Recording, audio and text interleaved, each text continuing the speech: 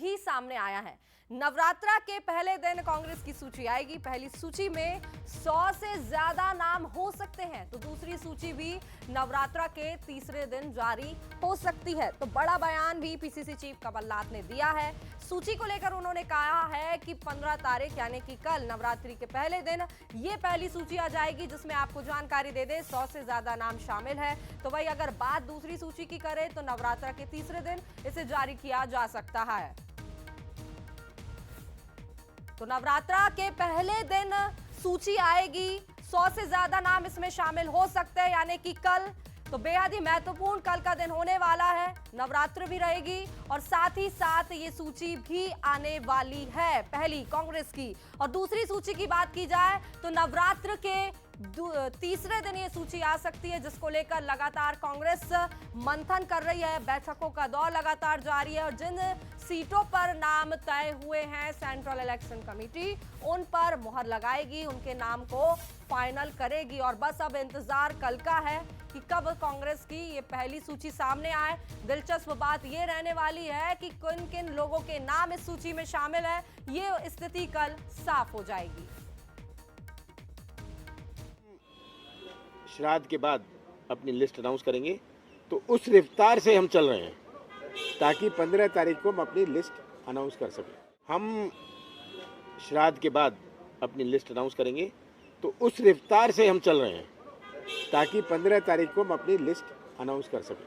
हम और चलिए इसी खबर पर ज्यादा बातचीत करेंगे एग्जीक्यूटिव एडिटर मनोज सैनी। इंतजार तो बस अब कल का है कि कब कल कांग्रेस अपनी पहली सूची जारी करे, अपने पत्ते खोले, क्योंकि इंतजार बहुत हो गया है। बैठकों का दौर हमने देखा कि काफी लंबे समय से चल रहा है मंथन, लेकिन कल स्थिति इसी समय कह सकते हैं लेकिन स्पष्ट हो जाएगी।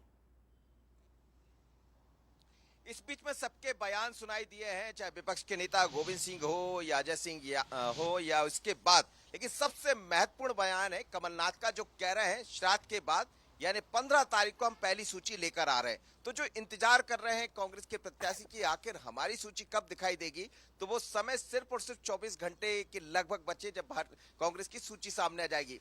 इस सूची में 60 लोगों पर कल चर्चा हुई है, आज भी बैठक है सीईसी की, बाकी नामों पर आज चर्चा हो जाएगी। कुल मिलाकर 150 से 160 लोगों की सूची की संभावना है जिसमें नाम दिखाई दे सकते हैं। 80 के लगभग विधायक होंगे जो वर्तमान में विधायक है, उसके बाद कुछ नए चेहरे भी इस सूची में नजर आ सकते हैं। यानी कांग्रेस अपनी पहली सूची जारी करने जा रही है और दूसरी सूची भी लगभग ये मानकर चलिएगा कि 17 तारीख को दिखाई दे सकती है। तो कुल मिलाकर 200 के लगभग नाम 2 दिन में सामने आ जाएंगे। तो कांग्रेस अपनी पूरी रणनीति के साथ तैयार है, अंतिम दौर की चर्चा चल रही है और जैसा कमलनाथ ने बहुत क्लियर कर दिया है कि 15 तारीख को हम अपनी पहली सूची देने जा रहे हैं, तो इंतजार की घड़ियां समाप्त होने वाली है, बस कुछ पल और इंतजार।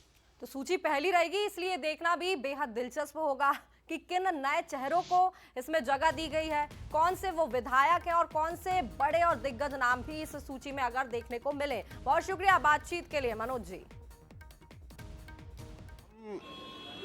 श्राद्ध के बाद अपनी लिस्ट अनाउंस करेंगे, तो उस रफ्तार से हम चल रहे हैं ताकि 15 तारीख को हम अपनी लिस्ट अनाउंस कर सकें।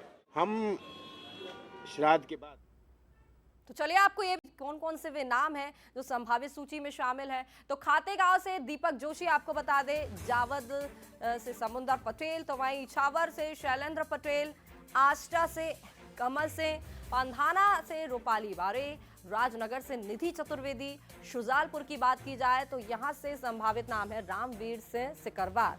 वहीं मंदसौर की बात की जाए तो विपिन जैन, ये वो संभावित नाम है। रीवा से अजय मिश्रा, बुधनी से मेघा परमार।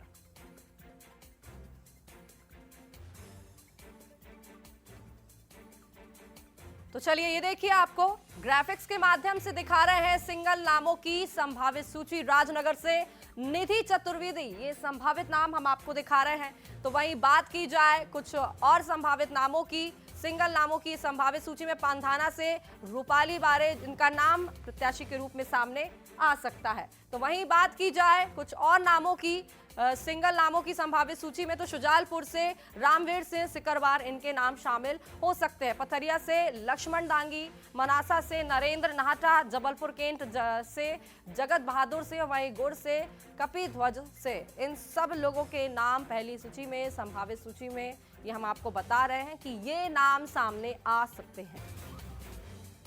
हर चीज आप घर में प्रवेश करते हैं तो पूजा पाठ करते हैं, मुहूर्त लेते हैं, तब जब श्राद्ध पक्ष चल रहा है उसमें सूची जारी करने का कोई औचित्य नहीं।